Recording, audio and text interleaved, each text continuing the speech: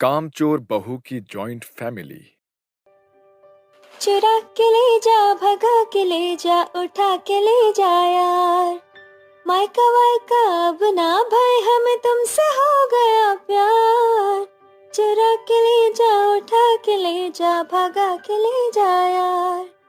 मायका वायका अब ना भाई, हमें तुमसे हो गया प्यार। हे भगवान, क्या करूं मैं अपनी बैल बुद्धि बेटी का। सारा दिन रील बनाने में मगन रहती है। सगाई हुई नहीं और शादी के ख्वाब सजाना शुरू कर दिया। माँ, अब फिर शुरू हो गई। जरा देखो, जब देखो अपनी भोली भाली बेटी पर तानों की बरसात करती है। आपकी बात से मेरे कानों से खून न निकल आए। आपका कचर कचर करना बंद नहीं होता। जब तुझे अपनी माँ के बोल बर्दाश्त नहीं हो रहे तो सास के ताने बाने कैसे सहेगी। वहाँ तुझे पका पकाया खाना नहीं मिलेगा। इसीलिए अपनी रील की दुनिया से बाहर आ और अपनी जिम्मेदारियों को समझना सीख। आज तेरी सगाई है और बहुत जल्दी शादी। माँ, अब आपकी बेटी पराई होने वाली है। कम से कम अब तो मुझे कामचोरी का ताना मत दो। अपनी कामचोर बेटी का मेलोड्रामा देखकर माँ बेचारी चुप हो जाती है और कीर्ति की सगाई प्रेम के साथ हो जाती है। माँ, मैं तो बुरी थक गई। ये सगाई और शादी के सफर के बीच बेचारी एक लड़की को कितनी मेहनत करनी पड़ती है। क्यों मेरी कामचोर बेटी, ऐसा भी कौन सा पहाड़ तोड़ना पड़ गया तुझे। सगाई का सारा कामकाज तो तेरी माँ ने अकेले संभाला है। मजाल है जो तूने एक तिनका तक उसकाया हो। बस लीपा पोती करके रीले बनाने में मगन थी। अगर ऐसे ही तेवर रहे ना तो तेरी सास तुझे ससुराल से बाहर का रास्ता दिखा देगी। माँ, आपकी कीर्ति ने कोई कच्ची गोलियां नहीं खेली। एक बार बस मुझे बहू बनकर ससुराल तो जाने दो।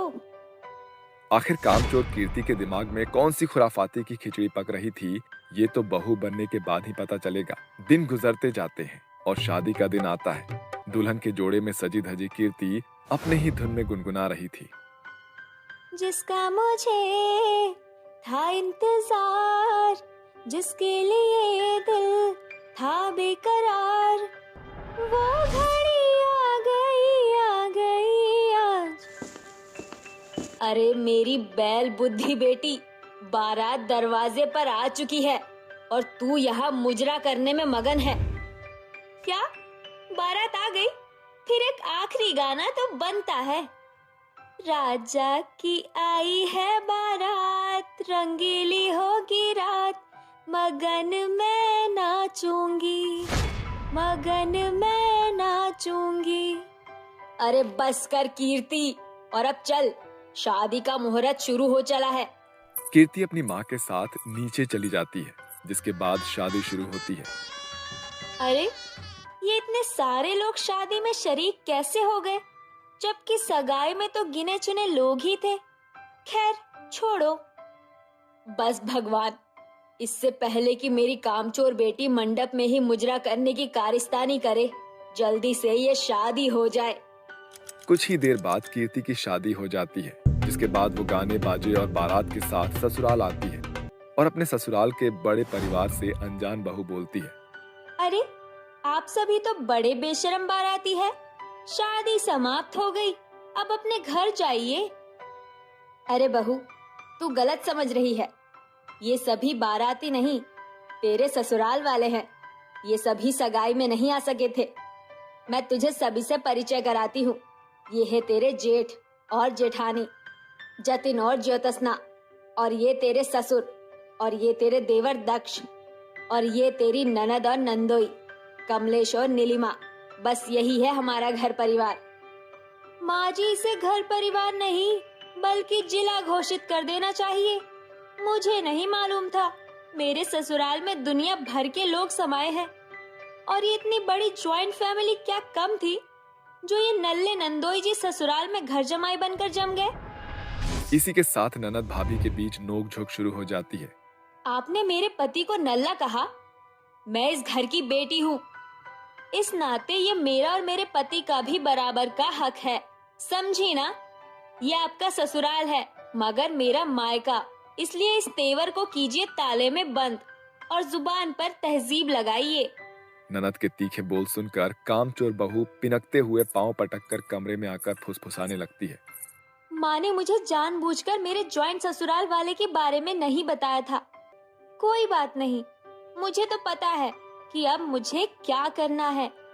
रात बीतती है और नया सवेरा होता है, जिसके बाद कामचोर बहू किचन में कदम रखती है।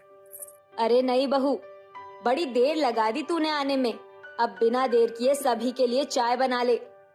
और याद रखना देवरानी जी, तुम्हारे जेठ जी तेज चीनी की चाय पीते हैं और छोटे देवर जी कॉफी पीते हैं और ननद नंदोई जी कड़क चाय पीते हैं और सासू माँ और ससुर जी मधुमेह के मरीज हैं, इसीलिए उनके लिए फीकी चाय बनाना। क्यों जेठानी जी, आप रसोई में नहीं रुक रही क्या? अरे सालों से मैं ही तो ससुराल की सारी जिम्मेदारियां संभाल रही थी। अब नई बहू होने के नाते तुम्हारी बारी है। इसके बाद सभी नाश्ते की मेज पर बैठकर नाश्ते का इंतजार करने लगते हैं। वहीं दूसरी ओर कामचोर बहू किचन में कुड़कुड़ाती हुई बोलती है। ये ज्वाइंट फैमिली की बहू बनने में यही परेशानी है, सभी के मुंह का स्वाद टुकड़ों में बटा होता है। किसी को मीठी चाय चाहिए, किसी को फीकी, तो किसी को कॉफी। देखो कैसे भूखे नंगे की तरह किचन की ओर ही नजर जमाए हैं। इन्हें तो मजा चखाना ही पड़ेगा। थोड़ी ही देर बाद बहू सभी को चाय देती है। अरे कीर्ति, ये कैसी चीनी कम वाली चाय बनाई है तुमने? ज्योत्सना ने तुम्हें नहीं बताया था क्या? अरे बहू, ये कैसा फेरबदल कर दिया तूने। जतिन के चाय में चीनी कम है और मेरी चाय चाशनी जैसी है, और वो भी इतनी कम। कामचोर बहू अपने चाल में कामयाब हो जाती है और उसे बोलने का बहाना मिल जाता है। मैं बताती हूँ माँ, जरूर भाभी ने मुझसे जल भुनकर कम चाय बनाई होगी ताकि मुझे ना मिले। मैंने जानबूझकर क्वांटिटी थोड़ी कम किया है। एक तो इस बारात घर के लिए बाल्टी भरकर चाय बनाना, अब कप इधर उधर हो गया तो मैं क्या करूँ? माँ जी, मुझे बहुत तेज सर दर्द हो रहा है, मैं मेरे कमरे में जा रही हूँ। इसके बाद बहानेबाज बहू कमरे में चली जाती है और बेचारा पति परिवार वालों के बीच पिसकर रह जाता है। अरे साले साहब, ये कैसी लड़की से इश्क लड़ा लिया जो किसी काम की ही नहीं। हाँ जीजा जी सही कह रहे हैं, जो हमारे जॉइंट फैमिली के लिए एक ढंग की चाय भी नहीं बना सकती, वो बहू की बाकी जिम्मेदारियां क्या खाक निभाएगी? अरे अपने दिमाग के घोड़े दौड़ाना बंद करो सब। किसी की परेशानी को काम चोरी का नाम देना अच्छा नहीं। एक तो बेचारी बहू शादी ब्याह की भाग दौड़ में अस्त व्यस्त थी, थक गई होगी। नीलिमा, जा खाना बनाने में बड़ी बहू का हाथ बटा ले। मैं शाम के लिए साग की छटाई कर देती हूँ। जहाँ एक और घर की बाकी औरत कामों में लगी होती है, वहीं कमरे में बैठी कामचोर बहू रील बनाने में मगन होती है। जनवरी फरवरी मार्च अप्रैल मई और जून जुलाई, सासू सारा काम करे, बहू रानी खाए मिठाई। आहा। दिन बीतते जाते हैं, जिसके साथ बहू की बीमार रहने की तारीख भी बढ़ती है। धीरे धीरे बहू की बहानेबाजी फीकी पड़ने लगती है। माँ, आपकी आंखों पर पट्टी चढ़ गई है क्या, जो आपको नई भाभी की काम चोरी नजर नहीं आती? सारा दिन महारानी के जैसे कमरे में पसरी हुई पका पकाया खाना खाती है और इंस्टा पर रील बनाती है। नीलिमा की बात सुनकर सास का पारा बढ़ जाता है और ससुराल के सभी सदस्यों में कानाफूसी होती है। अगली सुबह, यार ससुराल में इतनी शांति क्यों छाई है, देखना पड़ेगा। बहू कमरे से बाहर आती है, जहाँ सास शॉल ओढ़े बैठी होती है। क्या बात है सासू माँ, अब तक मेरे जॉइंट ससुराल में कोई जागा नहीं? अरे बहू क्या बताओ, लगता है इस परिवार वालों पर तेरा परछावा पड़ गया है, सभी बीमार पड़े हैं। ये सुनकर अब तक जो चाय का इंतजार कर रही थी, वो कामचोर बहू अपने लिए खुद ही खाना बनाने के लिए किचन में कदम रखती है। तभी सास बोलती है, अरे बहू, जो भी बना रही है सभी के लिए बना लेना, क्योंकि एक तेरी ही तबीयत हरी भरी है। बेचारी कामचोर बहू करती भी तो क्या, सास की बात मानकर पूरे ससुराल वालों के लिए खाना बनाती है। दिन बीतते हैं, फिर एक दिन। माँ जी, बस मुझसे ये खाना पीना अकेले नहीं बनेगा। अरे ऐसी भी कौन सी बीमारी ने घेर लिया है सभी को, जो जा ही नहीं रही? क्या बहू, तूने भी तो बीमारी का बहाना बनाकर ऐसे ही पलंग तोड़ने की परंपरा निभाई थी, इसीलिए तेरे जॉइंट ससुराल वालों ने तुझे जोड़ का तोड़ देने के लिए बीमारी का बहाना बनाया, ताकि तुझे सबक मिले। पूरे परिवार वालों के सामने बहू के कामचोरी की पोल खुल जाती है। बहू की बोलती बंद हो जाती है। साथ ही उसका सर ससुराल वालों के सामने शर्म से झुक जाता है, जिसके बाद बहू अपने कामचोर बर्ताव में बदलाव लाकर कामकाजी बहू बन जाती है, जिसके साथ सभी खुशी खुशी रहने लगते हैं। नई बहू की जादुई डोली। डॉली अपने कमरे में दुल्हन का दुपट्टा ओढ़े, हाथों में चूड़ी पहने शीशे के सामने नाचते हुए कहती है, कब वो दिन आएगा जब हम भी मेहंदी लगवाएंगे, ना जाने कब आएंगे और डोली में ले जाएंगे। बारी ना आई हमारी, बारातें देखी सारी, नाचे हम सब की बारातों में, याद पिया की आने लगी, हाय भीगी भीगी रातों में। तभी उसकी माँ प्रेमा उसके सिर पर टपली मारकर कहती है, आ तो गया वो दिन, अब और क्या चाहिए। चल नीचे, तेरी मेहंदी की रस्म है, मेलो ड्रामा कहीं की। माँ, अपनी बेटी के साथ भी नाचो ना, फिर तो मैं चली जाऊंगी। एक रील बनाऊं आपके साथ? अरे मुझे तेरी तरह मुंह बनाकर मटकना नहीं आता। अरे माँ, आपको कुछ नहीं करना, खड़े होकर मेरे गाल पर हाथ रख देना और मैं आपको गले लगा लूंगी। ठीक है ठीक है। तभी डॉली फोन के सामने अपनी माँ के गले लगते हुए रील बनाती है। जिंदगानी बड़ी खूबसूरत हुई, जन्नत अब और क्या होगी कहीं, जो तू मेरा हमदर्द है, सुहाना हर दर्द है। दोनों की आंखों में आंसू आ जाते हैं और डॉली कहती है, अरे माँ, आपकी आंखों में आंसू क्यों आ गए? बदतमीज, तू भी तो रो रही है। हाँ, तो मैं तो छोड़कर चली जाऊंगी ना, डोली में बैठकर अपने ससुराल में। हाँ, डोली से याद आया, तेरी डोली में जाने की इच्छा को पूरी कर दिया है मैंने। तेरी डोली आ गई है नीचे, एकदम खूबसूरत वाली। आज के जमाने में लड़कियां कार में बैठकर अपने दूल्हे के साथ जाती, और हम मैडम जी को डोली में जाना है। आउच माँ, मेरे कानों में दर्द हो रहा है, छोड़ो ना कान।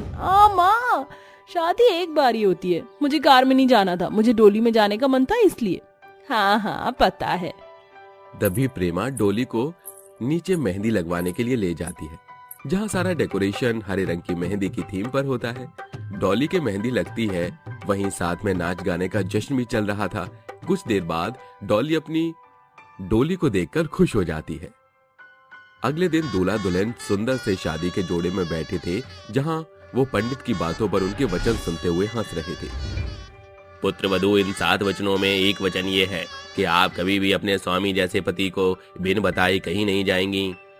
अच्छा पंडित जी, मैं वचन देती हूँ, इनको बिना बताए कहीं नहीं जाऊंगी, पर अगर ये मुझे बिना बताए कहीं जाएं और मेरी इच्छा को पूरी ना करे तो मैं क्या करूँ? तो पुत्री, तुम्हारे हाथ में जो बेलन, झाड़ू, डंडा, करछी आए, उससे अपने स्वामी जैसे पति को अपना असली रूप दिखा देना। पंडित जी, ये तो गलत बात है, नाइंसाफी हो जाएगी हमारे साथ। यदि हम इनके किसी बात को मना कर दे तो चित्त भी इनकी और पट भी इनकी होती है। बेटा, ये तो प्रकृति का नियम है, वो स्त्री है, कुछ भी कर सकती है। देखा देखा जी, पंगे मत लेना मुझसे। अरे पंडित जी, जल्दी मंत्र पढ़िए, उसके बाद मैं नागिन डांस करूंगी। ऐसे मैं नागिन नागिन नागिन नागिन डांस नचना। बस बस साली साहिबा, अब क्या नागमणि लेकर ही मानोगी? इस तरह हंसी ठिठोली के साथ दोनों की शादी संपन्न हो जाती है और विक्रम कार में बैठकर और डॉली डोली में बैठकर ससुराल के लिए निकलती है। रास्ते में डॉली डोली के अंदर बैठकर कहती है, बहुत मजा आ रहा है, मेरा नया जीवन शुरू होने वाला है अब। डॉली के इतना कहते ही उसकी डोली टूट जाती है और वो गिर जाती है। तभी उसका भाई नील उसे उठाकर कहता है, बहन तू ठीक तो है ना? ज्यादा लगी तो नहीं? नहीं भाई, मैं ठीक हूँ, पर मेरी डोली टूट गई। अब मैं अपने ससुराल कैसे जाऊंगी? मेरे ससुराल वाले इंतजार कर रहे होंगे। बहन, दूसरी डोली आने में और तेरी डोली को ठीक करवाने में टाइम लगेगा। क्या करें? जीजू को बता दूं क्या? अरे नहीं नहीं, अरे बाबा बाबा, गाड़ी आ रही है, हटिए सामने से। एक बूढ़ा व्यक्ति उसी सड़क से गुजर रहा था कि एक ट्रक तेज रफ्तार से आ रहा था। डोली उन बूढ़े बाबा को उस ट्रक से बचा लेती है और हाथ में उनके चोट लग जाती है और कहती है, अरे बाबा, आपके हाथ से तो खून बह रहा है, चलिए हॉस्पिटल चलते हैं। नील, तू किसी को ये बात मत बताइयो, मैं पास के हॉस्पिटल में उन्हें ले जाती हूँ। पर दीदी। तभी डॉली उन्हें पास के हॉस्पिटल में ले जाकर मरहम पट्टी करवा देती है और वो बाबा कहते हैं, बेटा बहुत बहुत शुक्रिया, तुमने मुझे बचा लिया। वो क्या है ना, कानों से कम सुनाई देता है, ट्रक का हॉर्न सुन नहीं पाया। कोई बात नहीं बाबा जी, आप रोड के किनारे चला कीजिए। क्या हुआ बेटा, तुम बड़ी परेशान लग रही हो, और तुम दुल्हन के जोड़े में हो, क्या बात है बताओ। वो बाबा, मैं जिस डोली में जा रही थी वो डोली टूट गई है। अब मैं अपने ससुराल कैसे जाऊं समझ नहीं आ रहा। इसी हॉस्पिटल के बगल में मेरी झोपड़पट्टी है, वहाँ डोली रखी है, तुम उस डोली को ले जाओ बेटा, तुम्हारी वो जिंदगी भर की मदद हो जाएगी। क्या मतलब बाबा, मैं कुछ समझी नहीं। वक्त आने पर सब समझ आ जाएगा बेटा। घर जाकर वो डॉली को अपनी डोली दे देते हैं, जहां उसके भाई उसे उसी डोली में बिठाकर उसके ससुराल के चौखट पर रखते हैं कि इतने में उसका देवर कुणाल परेशान होकर अपने भाई से कहता है, भाई मैं बर्बाद हो गया, अब मैं क्या करूंगा भाई, मेरे 2 लाख रुपए उस प्रोजेक्ट में लगे थे जो डूब गए, इसलिए बॉस ने मुझे ऑफिस से निकाल दिया, मेरे सारे पैसे और नौकरी गई। उन्होंने कहा है जब तक 2 लाख रुपए नहीं दूंगा तब तक वापस ऑफिस में शामिल नहीं करेंगे। मेरे पास भी पैसे नहीं है, सारा पैसा शादी में लगा दिया। हे भगवान, देवर जी और विक्रम तो बहुत परेशान हैं। काश उनकी परेशानी दूर करने के लिए मेरे पास 2-3 लाख रुपए होते, जिससे मैं उनकी मदद करती। डॉली के ऐसा कहते ही उसकी डोली में एक तेज प्रकाश होता है, जिसमें नोटों की ढेर सारी गड्डियां आ जाती हैं। पैसों को देखकर डॉली आश्चर्यचकित रह जाती है। हे भगवान, मैंने तो सिर्फ पैसों का जिक्र किया था, इतने सारे पैसे कैसे आ गए? कहीं उन बाबा की वजह से तो नहीं? उन्होंने कहा था वक्त आने पर पता चल जाएगा। इसका मतलब ये एक जादुई डोली है। मैं देवर जी को ये पैसे दे देती हूँ। बाहर आकर डॉली पैसे की गड्डी को अपने देवर के हाथ में रखकर कहती है, देवर जी, आपको अपनी नौकरी नहीं खोनी पड़ेगी। ये लीजिए 3 लाख रुपए हैं, आप अपने बॉस को दे सकते हैं। भाभी आप बहुत अच्छी, शुक्रिया भाभी, पर इतने सारे पैसे आप डोली में लेकर क्यों आ रही थी? वो बैग में रखना मुझे सही नहीं लगा, इसलिए अपने साथ ही सेफ्टी के तौर पर लेकर आई थी। डॉली, तुमने तो ससुराल में आती ही परेशानियों को खत्म कर दिया। मैंने बहुत अच्छे जीवन साथी से शादी की है। सच में मेरी बहू लाखों में एक है। अब अंदर भी चलो कि यहीं पर खड़े रहना है? अरे भैया, इस डोली को ले जाओ, कोई काम नहीं। नहीं नहीं मम्मी जी, प्लीज प्लीज इस डोली को कहीं मत भेजिए, इससे मेरी शादी की यादें जुड़ी हैं। मैं इसे अपने कमरे में ही रखना चाहती हूँ, प्लीज माँ जी। अच्छा ठीक है। तभी सास डॉली का अच्छे से गृह प्रवेश कराती है और उसके कमरे में ही उसकी डोली रखवा देती है। कुछ ही दिनों में डोली घर की सारी जिम्मेदारियों को संभाल लेती है। एक दिन ऑफिस के बाहर से विक्रम की कार चोरी हो जाती है। ये बात वो घर में आकर सबको बता देता है। तभी डॉली कहती है, विक्रम जी कितना परेशान है, उन्हें ऑफिस जाने में कितनी प्रॉब्लम थी, उनकी मदद करनी चाहिए, और हमारे लिए कितना कुछ करते हैं। अरे हाँ, वो जादुई डोली मेरी मदद कर सकती है। तभी डॉली अपने जादुई डोली में बैठकर कहती है, हे जादुई डोली, मेरी मदद करो, मेरे पति के पास पैसे नहीं हैं, उन्हें कार की जरूरत है, मुझे पैसे दे दो।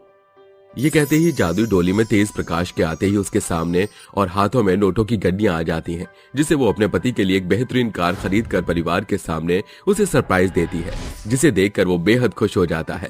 तभी सास उसकी बलाएं लेकर कहती है, बहू, तुम मुझे साक्षात लक्ष्मी देवी का रूप लगती हो, जो हमारे घर की सारी परेशानियों को चुटकी में दूर कर देती है। माँ जी, कैसी बातें करती हैं आप? परिवार की मदद करना तो मेरा फर्ज है। चलो तुम्हें लॉन्ग ड्राइव पर ले चलो। तभी दोनों नई कार में लॉन्ग ड्राइव पर जाते हैं कि सामने डोली को भूखे अनाथ बच्चे दिखाई देते हैं। विक्रम जी, ये बच्चे बहुत भूखे और बेसहारा हैं, मैं इन्हें ऐसे नहीं देख सकती, मुझे इनकी मदद करनी है। ठीक है। तभी डॉली गाड़ी से उतरकर मासूम 5-6 बच्चों का भरपेट खाना खिलाती है, फिर उन्हें अच्छे अनाथालय में छोड़ देती है। घर जाकर वो अपने जादुई डोली में बैठकर कुछ पैसे मांगती है, जो वो अनाथ बच्चों के आश्रम में सभी बच्चों के लिए लाती है। इस तरह डॉली अपनी जादुई डोली से गरीब भूखे अनाथ बच्चों, बूढ़े बूढ़ों की मदद करती है।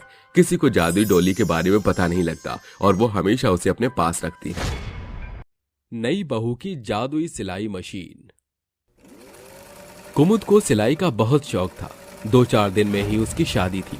अपने सुंदर से दुपट्टे को हीरे मोती जड़ाकर तैयार करके उसे ओढ़कर वो कहती है, हाय, इस दुपट्टे को कितना प्यारा सजाया है मैंने। इसे पहनकर मैं अपने पिया के सामने स्टेज पर जाकर गाऊंगी, तेरे नाल मैं आवांगी, ससुराल में जावांगी। तभी एक पुनिया नाम की लड़की डॉल लाकर कहती है, दीदी, आपकी शादी होने वाली है तो मेरी डॉल आपकी शादी में क्या पहनेगी? मैं उसके लिए भी एक अच्छा सा कपड़ा लेकर आई हूँ, प्लीज दीदी बना दो। अरे नहीं बेटा, मेरी मशीन खराब हो जाएगी, ये सब तो तुम्हारी मम्मी भी बना कर दे देंगी। अरे दीदी आप बना दो ना, आप पर सिलाई मशीन है और आपको आता भी है। ये सही आफत पाल रखी है मैंने, इसीलिए तो मैंने फैशन डिजाइनिंग का कोर्स किया है, ताकि मैं डॉल्स के कपड़े सिलूं। लाओ दो। ऐसा कहकर कुमुद उस डॉल के कपड़े को सिल देती है, जिसे पहनाकर पुनिया कहती है, अरे वाह दीदी, आपने तो बहुत अच्छे कपड़े सिले, थैंक यू सो मच। आप सबसे ज्यादा आपकी शादी में मेरी डॉल अच्छी लगेगी।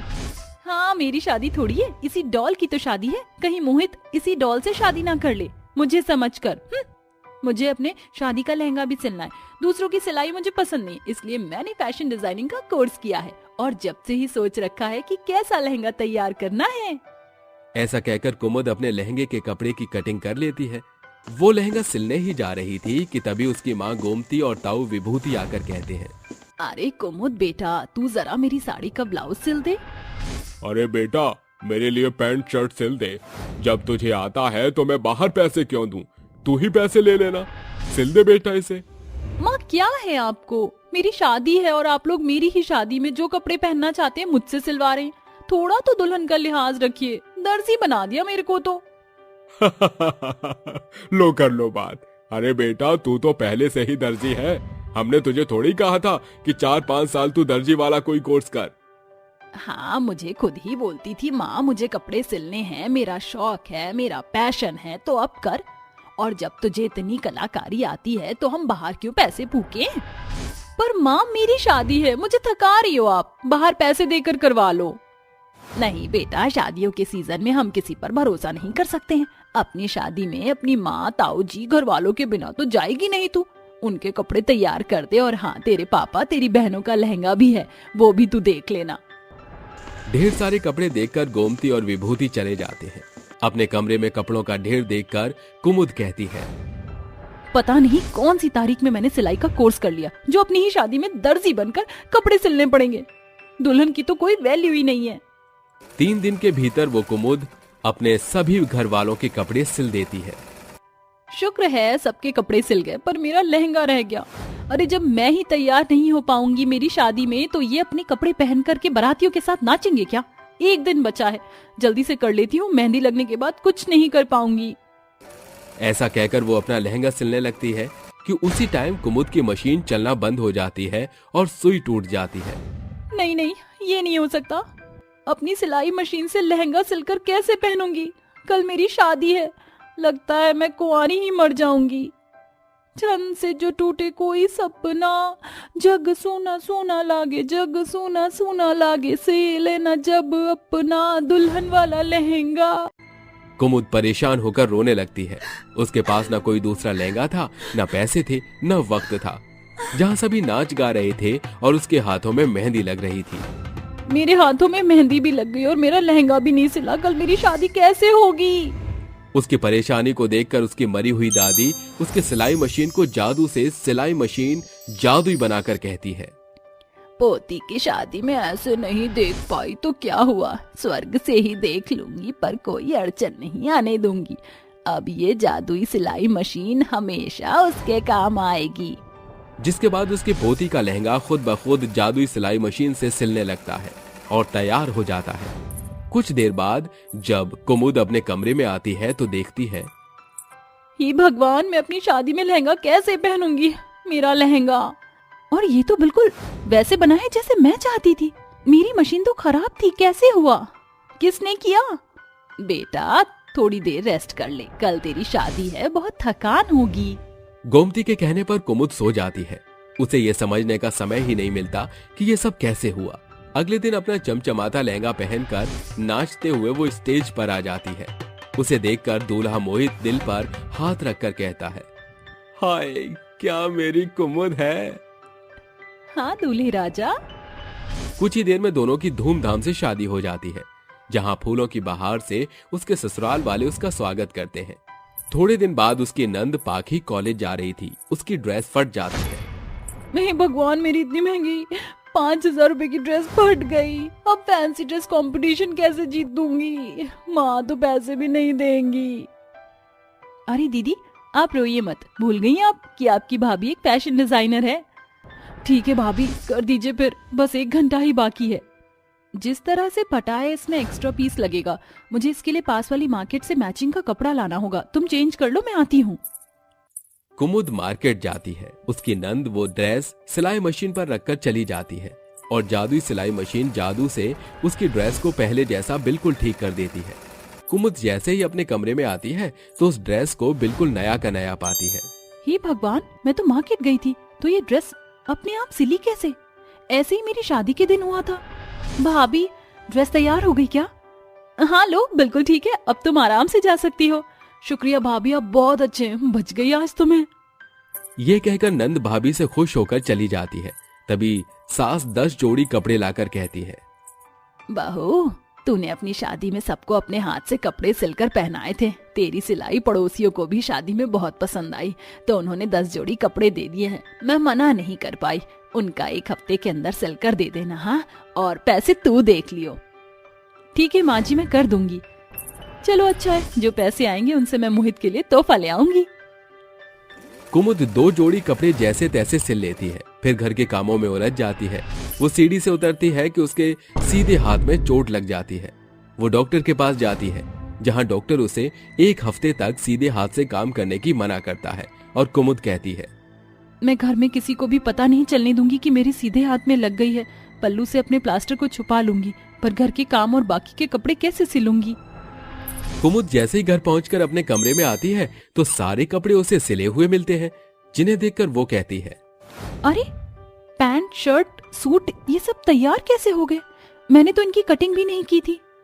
मुझे ऐसा क्यों लगता है कि मेरी गैर हाजिरी में कोई मेरे सारे कपड़े सिल देता है, और मेरे शादी का लहंगा भी ऐसे ही सिल गया था। कैसे पता करूं? कुछ समझ नहीं आ रहा। आप जो भी हैं मेरे सामने आ जाइए। तभी कुमुद की दादी उसके सामने आकर कहती है, बेटा, जीते जी मैं तुझे ना कोई तोहफा दे पाई, ना तेरी शादी में शामिल हो पाई, और तू इतनी परेशानी में थी ये मुझसे देखा नहीं गया। इसलिए तेरी सिलाई मशीन को मैंने जादुई सिलाई मशीन बना दिया। उसी की सहायता से तेरी शादी का लहंगा तैयार हो गया। तेरी ननद के और ये कपड़े भी अपने आप सिल गए। तुझे कोई भी काम हो तो अपनी जादुई सिलाई मशीन से कह देना, वो झट से सारे कपड़े सिल देगी। शुक्रिया दादी, अब मैं अपना खुद का एक बड़ा सा बुटीक खोल लूंगी, जहां मुझे किसी हेल्पर की आवश्यकता भी नहीं पड़ेगी और बाकी का काम जादुई सिलाई मशीन कर देगी। हाँ बेटा, ऐसे ही हमेशा खुश रहना। चलती हूँ। ये कहकर उसकी दादी चली जाती है। तभी पड़ोसन आकर कहती है, अरे, तुमने 1 हफ्ते से पहले इतने सारे कपड़े झट से सिल दिए। बहुत बहुत शुक्रिया। ये लो तुम्हारे पैसे। शुक्रिया आंटी। कुछ ही दिनों में कुमुद अपने ससुराल वालों की सहायता से अपना बुटीक खोल लेती है, जहां वो गरीब लड़कियों को भी सिखाया करती थी और अपनी जादुई मशीन को सबसे छुपाकर फटाफट ऑर्डर तैयार कर दिया करती थी, जिससे एक बड़ी कंपनी उसे अपने कपड़े डिजाइन करने के लिए हायर करती है। चुड़ैल का जामुन विशाल हाउस। रात का समय होता है। चारों तरफ जोर जोर से हवाएं चल रही होती हैं। तभी गांव में से 2 आदमी रात के समय जंगल की तरफ जा रहे होते हैं। अरे भाई धनिया, मैंने सुना है चुड़ैल के विशाल जामुन घर के अंदर बहुत सारे सोने और हीरे हैं। अगर हमें वो सब मिल जाए तो हम तो मालामाल हो जाएंगे। अरे क्या बात है दामोदर भाई, खुली आंखों से सपने देख रहे हो। मैं तो कहता हूँ चुपचाप अपना काम करो और यहाँ से चलते हैं। अरे लकड़ी काटने आए हैं तो लकड़ी काट कर तो ले ही जाएंगे, लेकिन सोच, इस बहाने अगर हमें खूब सारा पैसा सोना मिल गया तो कितना मजा आ जाएगा। दामोदर और धनिया दोनों चलते चलते जंगलों के बीचों बीच पहुंच जाते हैं, जहां उन्हें जामुन का एक बहुत बड़ा विशाल घर दिखाई देता है। अरे वाह, देख तो सही, मैं अभी चुड़ैल के घर के बारे में बात ही कर ही रहा था और सामने उसका घर प्रकट हो गया। चल, यही सबसे अच्छा मौका है, हमें अंदर जाकर देखना चाहिए। ना बाबा ना, मुझे मेरी जान बहुत प्यारी है। मैं तो तेरे साथ नहीं अंदर जाऊंगा। तुझे जाना है तो जा, मुझे तेरे साथ लालची नहीं बनना।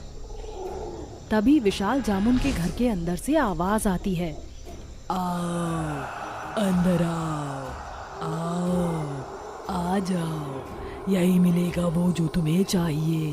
आ जाओ, अंदर आ जाओ। आओ, आ जाओ।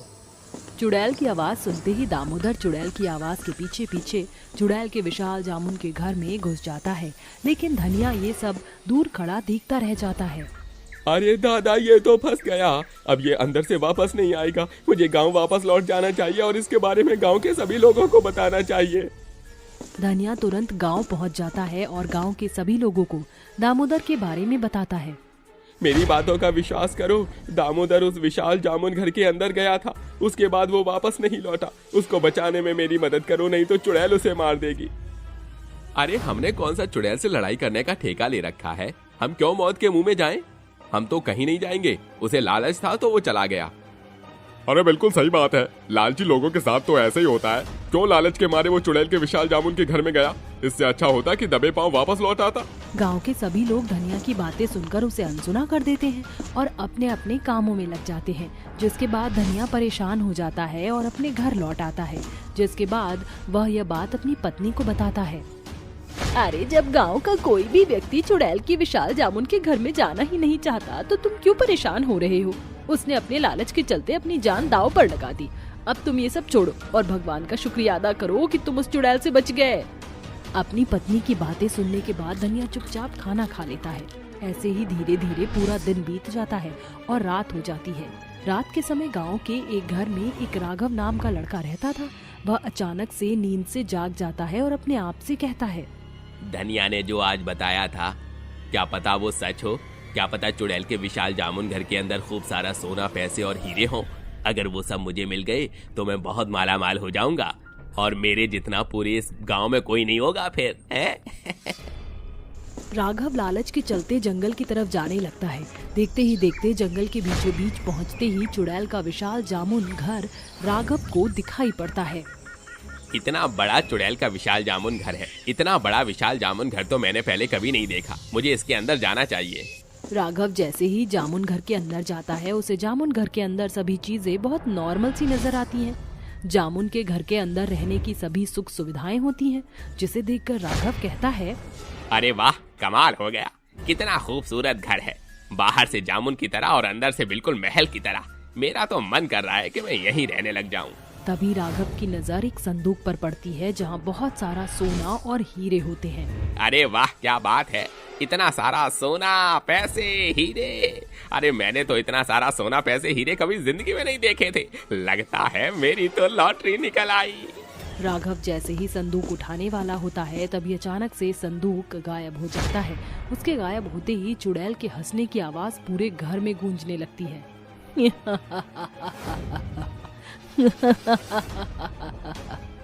चुड़ैल के हंसने की आवाज सुनते ही राघव बहुत बुरी तरह डर जाता है और डर के मारे कहता है,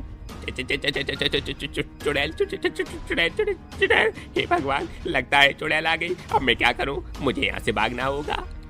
राघव वहाँ से भागने की कोशिश करता है, लेकिन चुड़ैल अपने विशाल जामुन के घर का दरवाजा बंद कर देती है। जिसके बाद राघव अंदर कैद हो जाता है।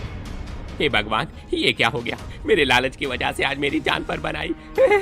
ना मैं लालच करता, ना ऐसा होता। अब मैं क्या करूं? इस चुड़ैल से बचकर कैसे जाऊं?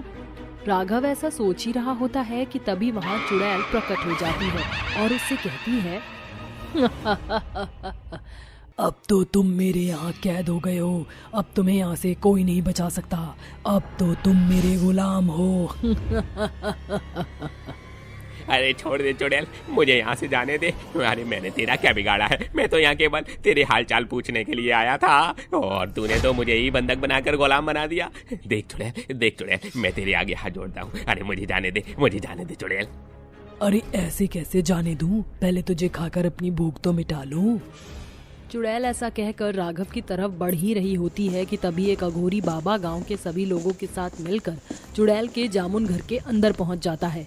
अरे वाह, क्या बात है, आज तो कमाल ही हो गया। गांव के सभी लोग मेरा शिकार बनने के लिए खुद ब खुद मेरे घर में आ गए। आओ आओ गांव वालों, अंदर आओ। देख चुड़ैल, इन गांव वालों को छोड़ दे। क्यों तू इनके पीछे पड़ी है? तभी धनिया बोल पड़ता है, अच्छा हुआ जो मैंने राघव को जंगल में जाते हुए देख लिया। मैंने तुरंत अघोरी बाबा को बताया था कि वो इस बच्चे की जान बचा सके। बेटा तुम इधर आ जाओ। धनिया की बात सुनते ही राघव गांव वालों के पास चला जाता है। उसके बाद अघोरी चुड़ैल से कहता है, देख चुड़ैल, मैं तुझे आखिरी धमकी दे रहा हूँ। यहाँ से चली जा, नहीं तो अच्छा नहीं होगा। तुझे क्या लगता है तेरी धमकियों में मैं आ जाऊंगी? अरे तुझे धूल चटा दी तो मैं भी एक चुड़ैल नहीं। अच्छा ऐसी बात है तो चल हो जाए, और चुड़ैल अघोरी के बीच मुकाबला देखते हैं कैसा होगा। देखते ही देखते चुड़ैल और अघोरी के बीच में मुकाबला शुरू हो जाता है। दोनों अपनी शक्तियों के द्वारा एक दूसरे के ऊपर वार करने लगते हैं। जैसे ही चुड़ैल अपनी शक्तियों से अघोरी को अपने वश में करने वाली होती है, तभी अघोरी अपने मंत्रों द्वारा चुड़ैल के ऊपर गंगा जल छिड़क देता है। ओम ह्रीं क्लीं चामुंडाय विच्चे नमः, ओम ह्रीं क्लीं चामुंडाय विच्चे नमः। पवित्र गंगा जल छिड़कने के बाद चुड़ैल का शरीर जलकर राख हो जाता है और देखते ही देखते जंगल में से चुड़ैल का विशाल जामुन का घर भी गायब हो जाता है, जिसके बाद गांव के सभी लोगों को चुड़ैल से हमेशा हमेशा के लिए छुटकारा मिल जाता है। आज के बाद फिर से वो चुड़ैल कभी भी इस गांव में नहीं आएगी। और इस तरह पूरे गांव वालों को चुड़ैल से छुटकारा मिल जाता है। साइकिल वाली बहू का ढाबा। नंदिता साइकिल चलाते हुए गांव के अंदर यहाँ से वहाँ चिल्लाते हुए घूमती है। राजमा चावल सब्जी ले लो, गर्मा गर्म राजमा चावल सब्जी, एकदम ताजी ताजी राजमा चावल सब्जी। तभी कुछ बच्चे नंदिता के आसपास इकट्ठे हो जाते हैं। अरे दीदी, मुझे राजमा चावल सब्जी दे दो, मुझे भी गरम गरम राजमा चावल सब्जी खाने हैं। हाँ हाँ, चिंता मत करो, मैं तुम सभी को राजमा चावल सब्जी जरूर खिलाऊंगी।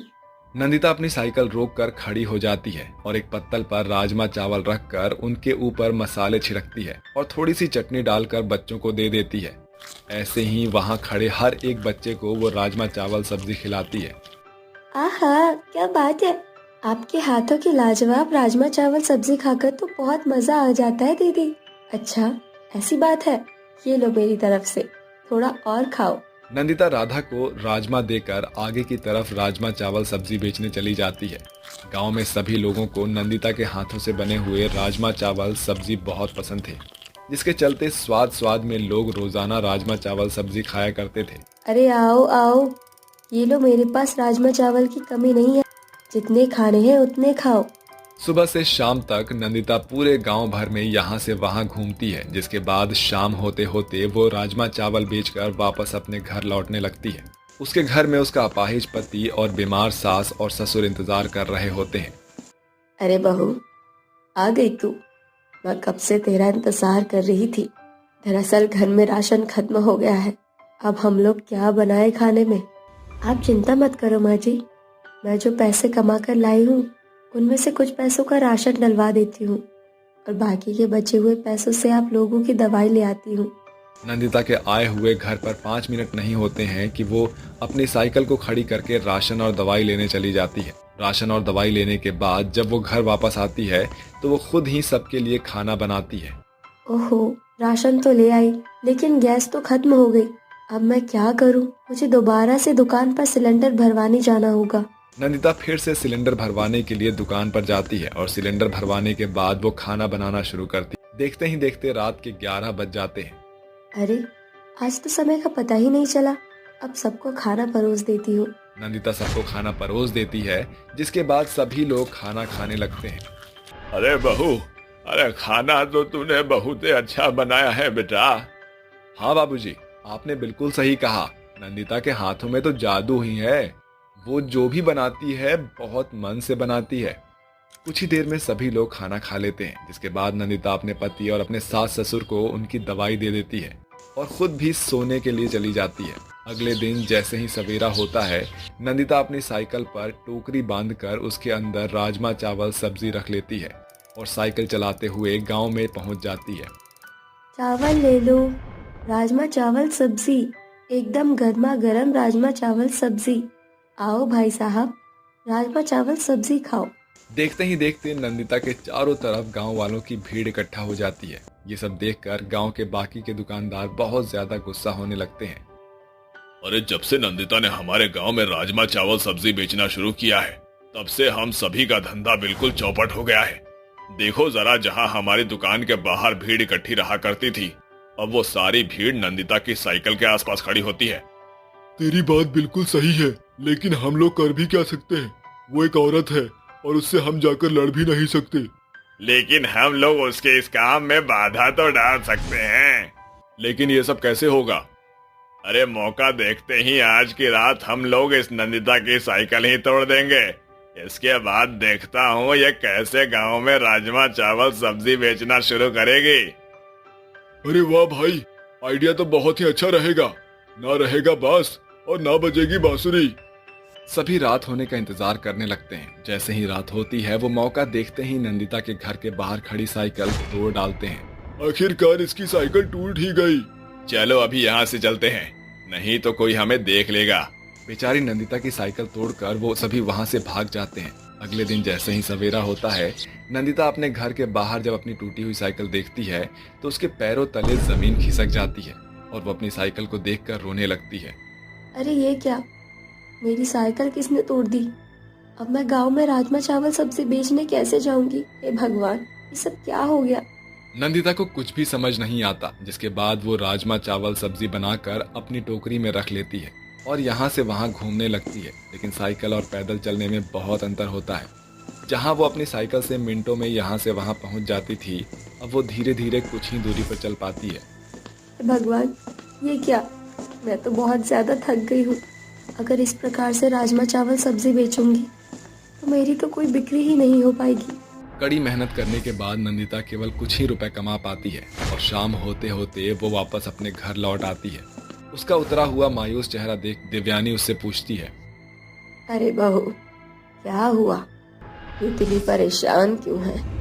नंदिता को ना चाहते हुए भी अपने पूरे परिवार वालों को उसकी साइकिल के बारे में बताना पड़ता है, जिसे सुनकर सभी लोग बहुत परेशान हो जाते हैं।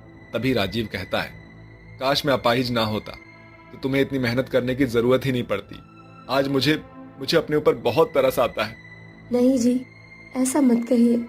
भगवान ने एक रास्ता बंद किया है तो दूसरा रास्ता भी जरूर खोलेगा। नंदिता खुद तो अंदर से टूटी हुई थी, लेकिन फिर भी वो अपने परिवार वालों को हौसला देती है। अगले दिन जैसे ही सवेरा होता है, नंदिता फिर से राजमा चावल सब्जी बनाकर टोकरी में भरती और बेचने के लिए निकल जाती है। कुछ दूरी पर चलने के बाद उसे एक पोस्टर लगा हुआ दिखाई देता है। अरे वाह, ये तो कुकिंग कंपटीशन है। अगर मैं इस कंपटीशन को जीत जाती हूँ तो मुझे पूरे 10 लाख रुपए का इनाम दिया जाएगा।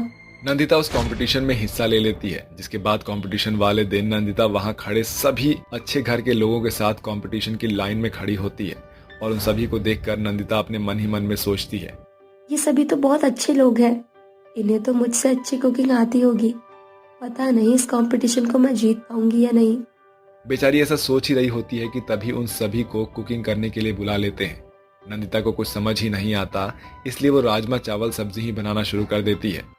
देखते ही देखते पूरे कंपटीशन में राजमा चावल सब्जी की खुशबू चारों ओर फैल जाती है।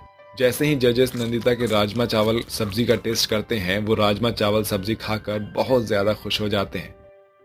यहाँ पर आए हुए सभी लोगों ने महंगे से महंगे डिशेस बनाई है, लेकिन तुम्हारे हाथ के बने हुए सस्ते राजमा चावल सब्जी सबसे स्वादिष्ट हैं। इस कंपटीशन को तुम जीत चुकी हो और इस कंपटीशन के चलते तुम्हें पूरे 10 लाख रुपए का इनाम दिया जाएगा। ये सुनते ही नंदिता बहुत खुश होती है, जिसके बाद उसे पूरे 10 लाख का इनाम दे दिया जाता है। नंदिता कंपटीशन से मिले हुए पैसों से अपनी साइकिल ठीक करवाती है और अपने लिए एक अच्छा सा मकान बनवाती है। वहीं दूसरी तरफ वो अब एक राजमा चावल सब्जी का ढाबा भी खोल लेती है और अपने जीवन में खुशी खुशी रहने लगती है।